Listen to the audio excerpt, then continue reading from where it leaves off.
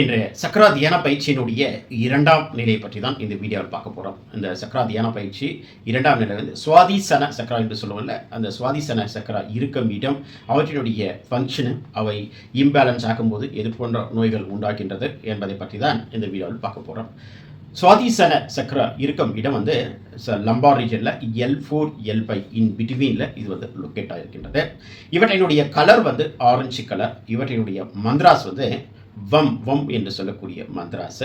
இவை 5 முதல் 25 வரை இவற்றை ரிப்பீட்டடாக சொல்லிகிட்டே இருக்க வேண்டாம். 108 டைம்ஸ் சொல்லும்போது இவற்றினுடைய பலன்கள் வந்து பல மடங்கு அதிகம்.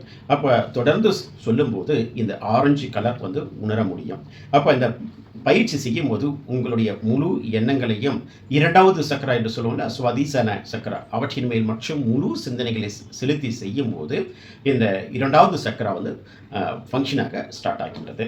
அப்போ இவற்றினுடைய சக்கரை வந்து பேலன்ஸாக இருக்கும்போது வயிற்றினுடைய கீழ்ப்பகுதியில் இருக்கும்ல, அது அந்த ஆர்கன்ஸ் எல்லாம் நல்லா ஸ்ட்ரென்தனிங்காக இருக்கின்றது. குறிப்பாக பெல்விக் ரீஜனு, 2 கால்கள், இடுப்பு பகுதி, இவை அனைத்துமே நல்லா பேலன்ஸாக இருக்கின்றது.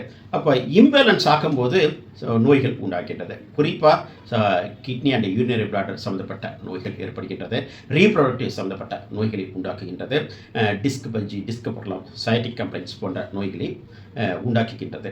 அப்போ இவற்றை பேலன்ஸ் பண்ணுவதற்கும் ரீஃபங்க்ஷனிங் பண்ணுவதற்கும் இந்த மந்த்ராஸை வந்து தொடர்ந்து செய்ய வேண்டும். குறிப்பாக யோகா பயிற்சியில் பட்டர்ஃப்ளை ஆசனா என்று சொல்லுவோம், அந்த பயிற்சி, புஜங்காசனா, சேதுபந்தாசனா போன்ற பயிற்சியும், மூச்சு பயிற்சியில் வந்து குறிப்பாக கபாலபதி, அந்த பஸ்டிக பிராணாயாமா, நாடி சோதன பிராணாயாமா.